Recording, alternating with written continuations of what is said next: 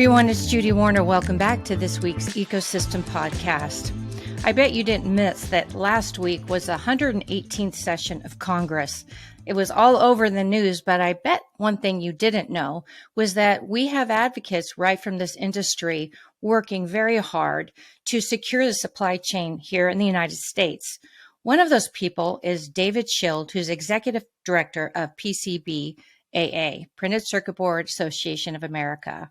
David is my guest today, and he's going to talk about the activities and how they're working to create a safe, reliable, and affordable supply chain for us here in the U.S. It's not just about the CHIPS Act. We also need to think about printed circuit board. And as PCBAA always says, chips don't float. So I hope you'll enjoy this conversation and learning more about how these efforts will help you get your hardware products to market. He's also going to talk about how to become involved, so make sure you check out the show notes. Thanks for joining. Now let's jump into our conversation with David Schild of PCBAA. Hi, David. Thanks so much for joining us today. I'm excited about our conversation to learn more about PCBAA. Thanks for having me, Judy. Well, I've been seeing lots about PCBAA, and I know some of my industry colleagues and friends have been posting about you on LinkedIn and in social media. And I know there's been a lot of activity around PCBAA. And so I wanted to introduce you to our audience. And why don't you start out by telling us a little bit about your background, and then if you would give us a brief overview of your organization, and then sort of what your core mission is.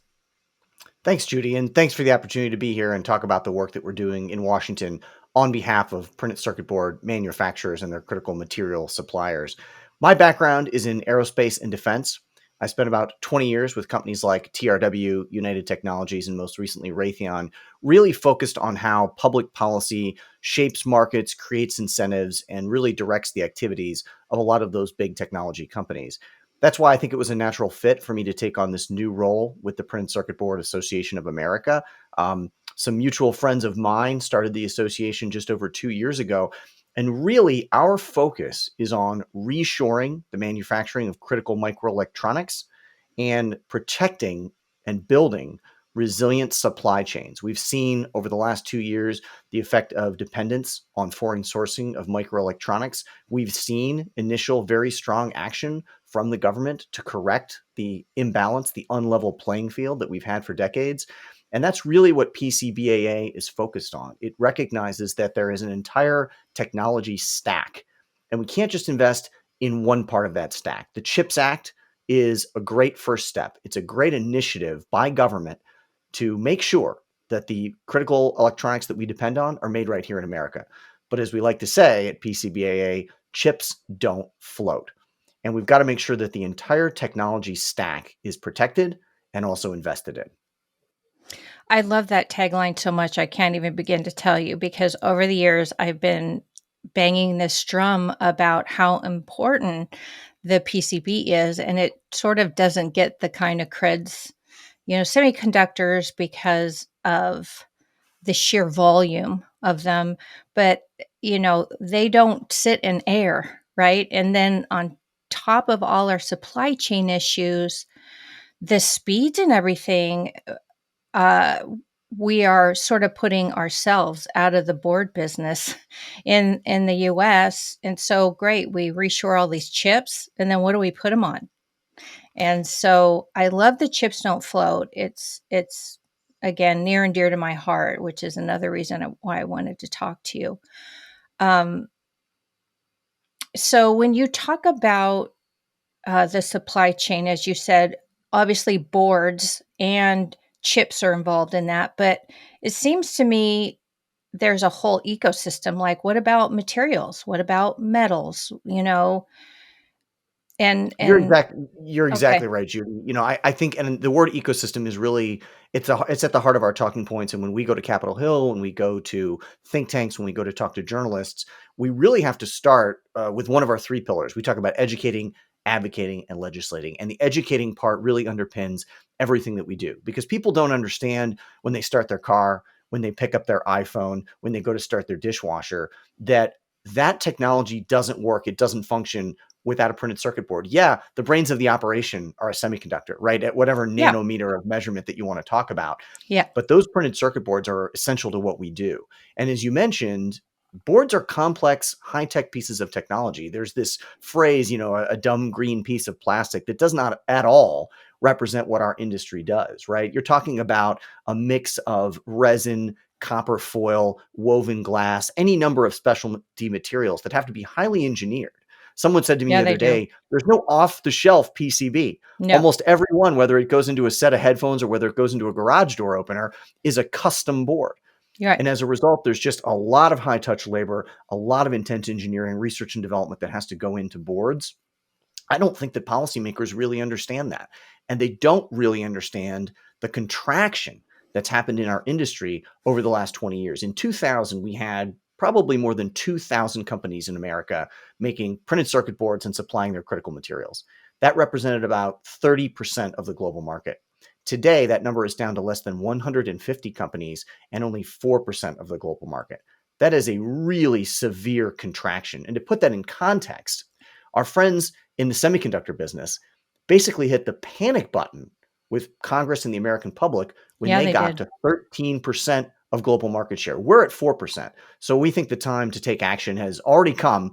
And now it's up to policymakers to act and again, protect this part of the stack.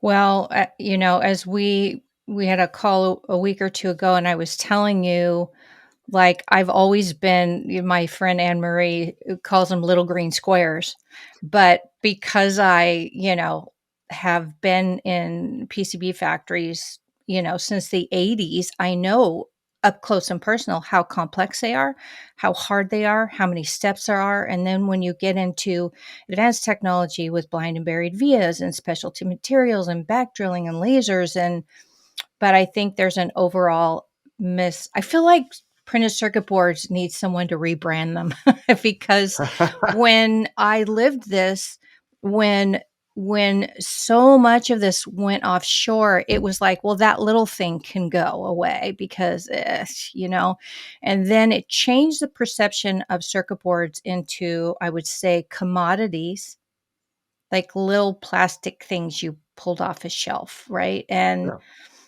right up there with Christmas lights or something, And so, but it's not true. And so, with all that background being said, of course, the Chips Act probably has something to do with it, and realizing that void was there. But how and why? You said your friends 2 years ago started this, but how and why did at this particular moment this organization decide it was time to start advocating at a federal level for this reshoring Sure. effort? Well, I think, what a lot of manufacturers realized, and we're talking about companies like Isola, Inselectro, Calumet, Summit, TTM, those founding members sort of realized collectively several years ago that the federal government was already making policy when it came to PCBs. And one example is the actions of the Department of Defense, right? We already have a lot of ITAR controlled technology that goes into major defense systems. Yeah. But there is a lot of commercial off the shelf or COTS technology that also ends up on defense platforms. We need to have assurance that that COTS technology can be trusted as much as those ITAR controlled technologies. So working through the National Defense Authorization Act a couple of years ago, our group and others worked to implement a provision that says that the DoD by 2027 has to have some assurance around that commercial off-the-shelf technology. We have to know that those boards can be trusted. We have to know that they're sourced in places that are reliable and dependable. That effort on Capitol Hill, I think, led the group collectively to understand that we needed a trade association. We needed a group to speak on these issues. There's any number of public policy challenges around microelectronics. Certainly, the folks in the semiconductor sector have done a tremendous job of educating policymakers about the importance of chips and getting a very significant public investment, matched by private money in many cases, into the semiconductor space. Our founding members looked at that and said, we need to do the same thing. So people accuse me of knowing everybody, but it's just because I'm sort of a industry and social butterfly. But I've had John Mitchell, the CEO of IPC, on my podcast a couple times in the past. And then recently I met Chris Peters through USPAE. And so I Mhm. know there's other organizations, maybe not exactly in the same, but like how do those pieces fit together, and how does PCBAA different from the objectives of those other organizations? Well, that's a great question. First, I think it's important to understand that we're all rowing in the same direction. We are in regular contact and partnership, really, with Chris Peters at USPEE and Chris Mitchell at IPC.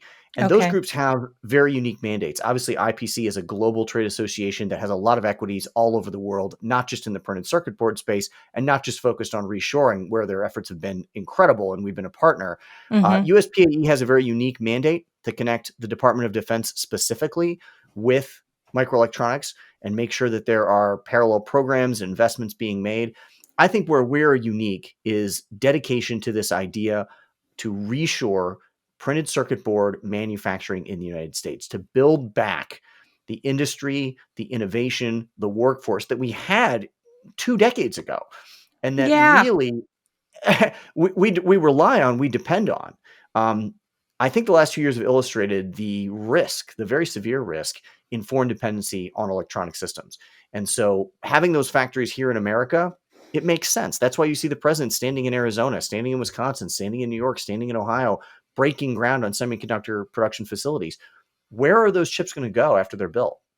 In Yeah. many cases, they're going to be shipped overseas for advanced packaging and maybe to be mated up with a board overseas before they eventually come back, or perhaps do not, to that final product, that OEM. So, we think that having more of that supply chain here in America makes sense. And of course, this isn't a stagnant industry, right? This is an industry Mm-hmm. that is linked up very closely with innovation, and inventing sort of the next generation of tech. When you talk about chips, which are getting more and more advanced, they have to go with more and more advanced boards. They have to be paired through more and more advanced packaging and substrates. There's a lot of innovation going on in this space. And we want that future to be invented right here in America. I don't think it's a place where we want to have foreign dependency. That's really what we're focused on. And we've got a singular message there. That's all we talk about, again, with any number of audiences in and outside of Washington. And it represents the views of our growing membership. Well, and I know because I lived and breathed that whole process before China, into China, and then I left. I took my toys home and went home to raise kids for Sure. a decade because, one, I thought it was a terrible idea, but I saw people losing their jobs. I saw us losing that competitive edge because at that time, we board shops could have some capital investment money where they can reinvest in their own technology. But now that it's sort of been bled away, we really do need external investment because the margins are thin, but the demand of the technology is higher than ever. So I love that you're doing this. And, um, I want to ask a little bit of a devil's advocate question, but since you're on the front lines, you're in DC, you're fighting the good fight, like what do you see this ecosystem or this situation? Obviously, that we all woke up to it because of COVID and geopolitical factors, right? Mhm. So we're all scrambling to fix the hole that was in our boat, but we were bailing it out faster than we're taking on water, so we're good. What do you think's at stake if we don't reshore specifically PCBs? Like, what does it look like in 5 years if we don't do that? Like, what's at stake? We absolutely need to create the demand signal that you're seeing on the semiconductor side so that folks in our industry will have a business case for capital expenditures, will have a business case for breaking ground, will have a business case for expanding their workforce. You see very clearly, Judy, that since the passage of the Chips and Science Act, an enormous amount of private money going into semiconductor capacity You domestically, bet. right? When people see a strong signal from the federal government that there's going to be support, that there's going to be investment, that there's going to be policy that advantages domestic production, private money shows up, right? Not surprisingly. I think the same thing is definitely going to be true of our industry. We do not want to see contraction below 4%. We do not want to see that 150, 147 companies shrink to an even smaller number. We have to be able Right. to deliver these critical technologies. It's at the heart of everything that we do in aerospace and defense, but not just that, telecommunications, banking, healthcare, critical infrastructure. PCBs are a part of all of that. If we've got a recognition amongst public policymakers that we don't want any of those systems to be insecure, that we don't want any of those systems to have a lengthy global supply chain that perhaps is at risk from any number of events, it makes sense to put it back here. We've seen a lot of contraction over 2 decades. It does not have to continue if policymakers act now. We've got a specific bill that goes after these challenges. And I'm happy to talk about that because it's got 2 components that I think really do help us both on the demand side and on the supply side.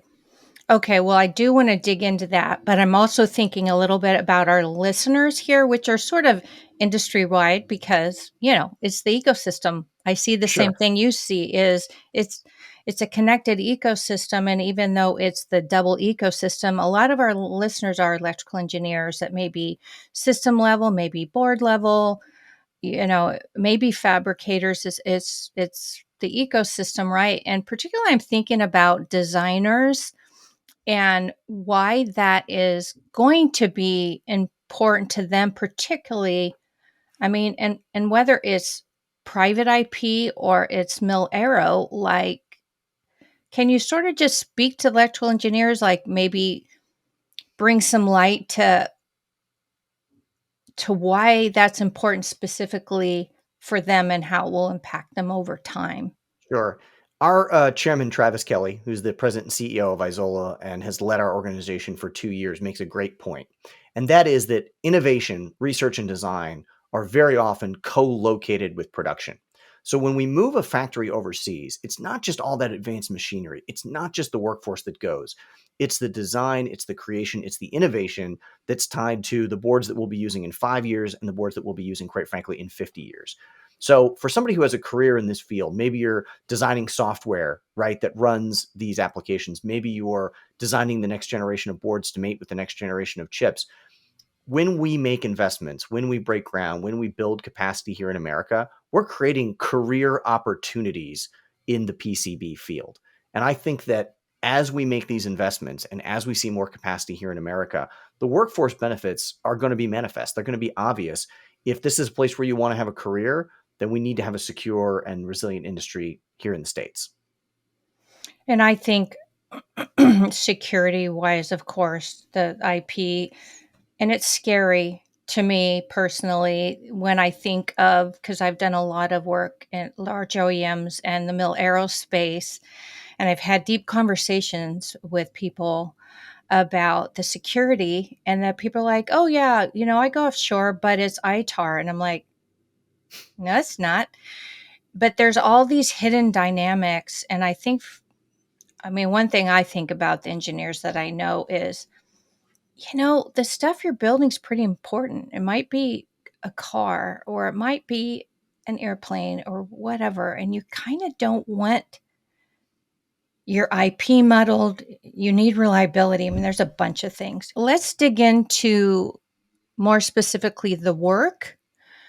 And let's talk about the policies and really what PCBAA, I think you've said, 18 months, 2 years, you've been around. So, what have you been focused on and what have you accomplished to date?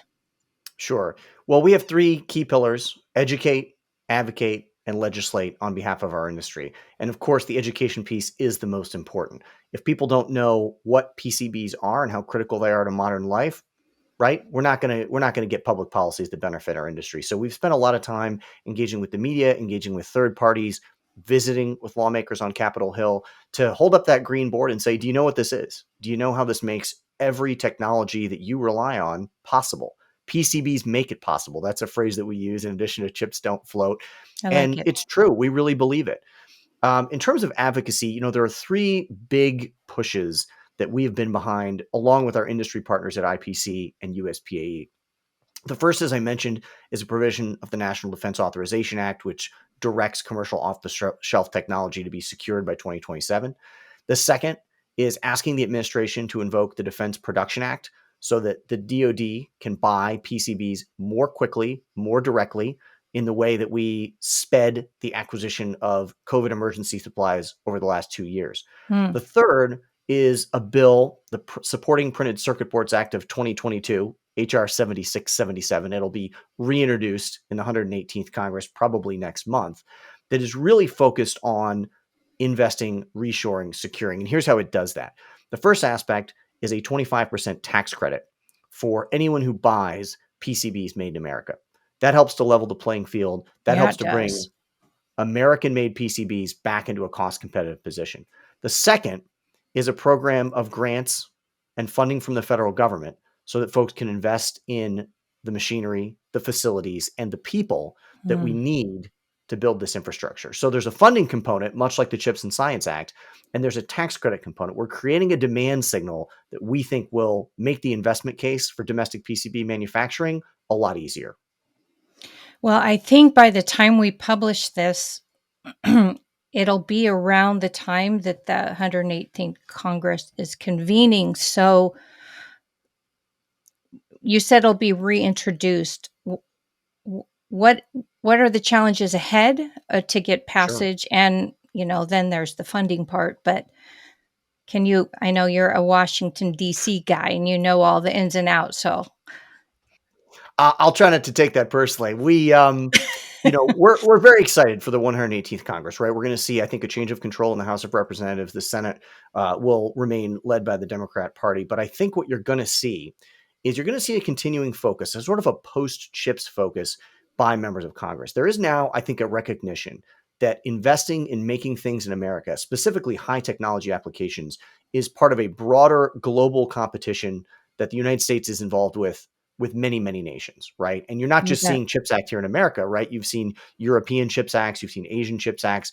Governments all over the world are starting to understand that industrial policy and national security policy are very tightly bound together. Our government Yep. realizes that. And when I talk to officials at the Department of Commerce, at the Department of Defense, representatives of our elected officials on the Hill, everybody says, we know that chips is not the end of the road. The $52 billion that was committed to in 2022 probably needs a few more zeros added to it in terms of the rest of the technology stack and the rest of the ecosystem that you talked about. So Hmm. members know there's more to be done. Now we need to get in there along with the substrate team, along with the advanced packaging team, and we need to say, hey, this is the next part. This is the next investment. This is the next thing that we need to do to make sure that right here in America, everything we need when it comes to microelectronics is a part of our economy. Exciting. So, what do you expect the trajectory? I know you can't. You don't have a crystal ball, but what do you see if everything went swimmingly well, David? Mhm. How do you expect that to go over the next year or two? Like, Well, what's the legislative process? battles. Sure, sure, sure. We should remember that the CHIPS Act took more than 2 years from Yeah, the inception to the execution of that bill, yeah. and there were a lot of swings. There were a lot of back and forth. There were times that I think people thought it was dead, and then it was resurrected again. In the end, what's really important to us is bipartisan support in both the House and the Senate, and support from the administration to recognize the importance of this bill. Of course, it is a multi-month, potentially multi-year process to take something from the seed of an idea to sort of fruit on the tree, as we say. And Yep. we think that since we have support on both sides of the aisle, since PCBs represent more than 27 states, that we're going to get a large number of co-sponsors for this legislation. But of course, it starts with education. We are going to be spending, I think, a large part of 2023 meeting with policymakers, explaining what boards do, why they're important. And when I say we, I mean representatives from the industry. I mean our member companies at PCBAA. I mean our partners from USPAE and IPC. We're all going to be up there on the Hill. We're all going to be talking to reporters. We're all going to be going to the White House to say, look, the fight is not finished. We are not done with making these investments, with securing policies that, quite frankly, incentivize making boards in America and buying American-made boards, right? We've got to be on both sides of that equation. So I see us in DC, every month in 2023, banging on doors, wearing out shoe leather, doing our best to educate, advocate, and in the end, hopefully legislate. It's an interesting time, in the Absolutely. industry as a whole. And I'd love the opportunity just to bring you here and to educate us all about it, because most of us are in our day-to-day job. We're not really paying attention, even though it really has a massive impact on it. So again, I gave you a scenario if everything went as intended, right? But you talked about just awareness and education, Mhm. and things weren't solved really with the chip acts, and how do we, to my previous point, sort of how do we educate into the industry, right? Sure. And get more support for PCBAA. By the way, I joined. And we appreciate that. Thank you very much. You're exactly right. Many voices are going to make light work for us in terms of public policy. We are very proud of the fact that while we started with 5 members 2 years ago, we're now up over 20. We've got a role for corporate and individual members, and we've got a number of membership options. I am just pleased that from critical material suppliers to specialty manufacturers, fabricators, we are seeing the diversity of the industry represented in our membership, but we need to speak with many more voices. I believe that there are hundreds of organizations out there, thousands of individuals out there that would say, yeah, I would hugely benefit myself, my organization, from a tax credit, from federal investment in our industry. I see, and this is what so many of my members say to me, I see the contraction that's happened over 20 years. I don't like it. It's an existential threat to my business, to my livelihood. And they ask, what can I do? We're a participatory organization. We put our people to work on Capitol Hill. We've got an annual legislative meeting every year in Washington. We're engaged every week, every month with our members saying, what's the state of the industry? What do we need to do for you?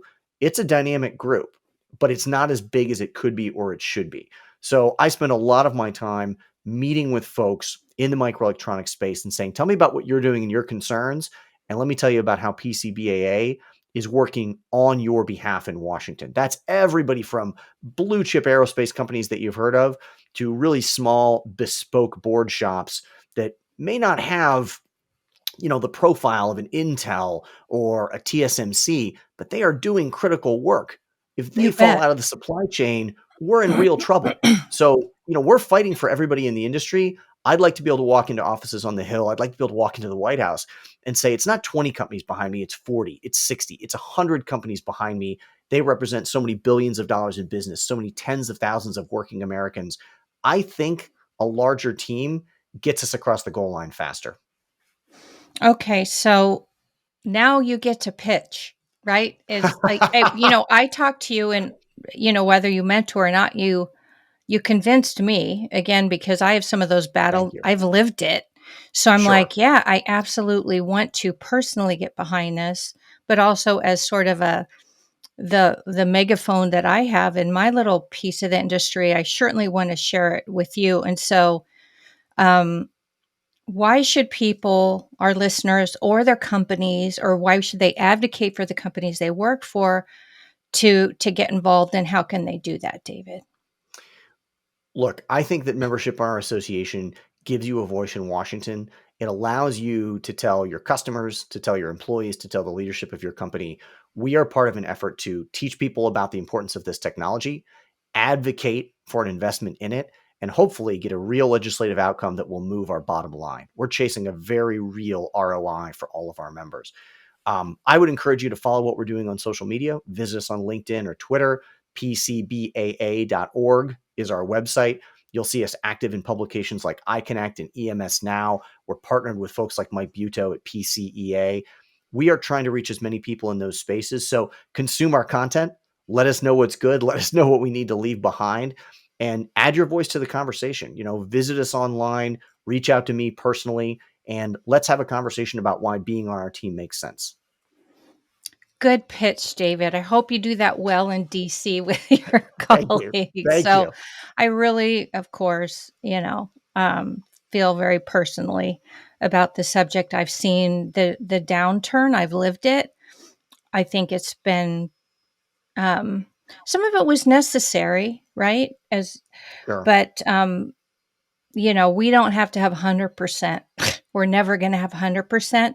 But like you said, let's not have any more contractions. So thanks so much for sharing all this information with you. I think it's really important and interesting. And I'm glad to see that the three organizations we discussed, IPC and USPAE, are coming together. So there's some strength in numbers. Absolutely. A team approach is going to get us across the finish line as fast as we can. And thank you, Judy. I think by reaching so many people and raising the awareness of these issues and doing this podcast and just getting the word out about what's going on in the industry, you're a big part of our effort. We appreciate you being a part of the PCBAA team and lending us your megaphone for a few minutes here today to talk about what we're doing in Washington on behalf of the industry. It's truly my honor and privilege because I really do personally care about it, but I think it's also good for the industry.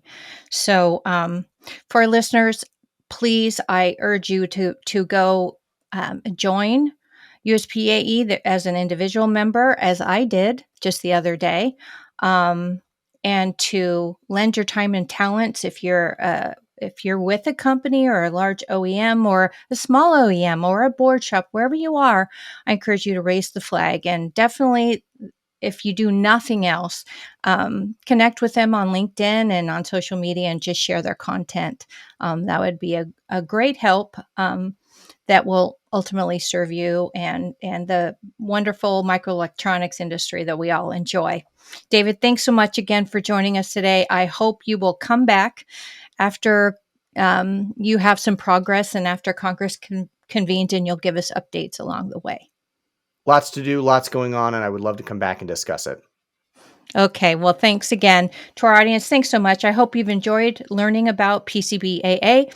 I encourage you to go engage with them. Thanks for listening today. Make sure you like and subscribe also this podcast, and that helps me spread the word about great industry topics like this one with David Schild of PCBAA.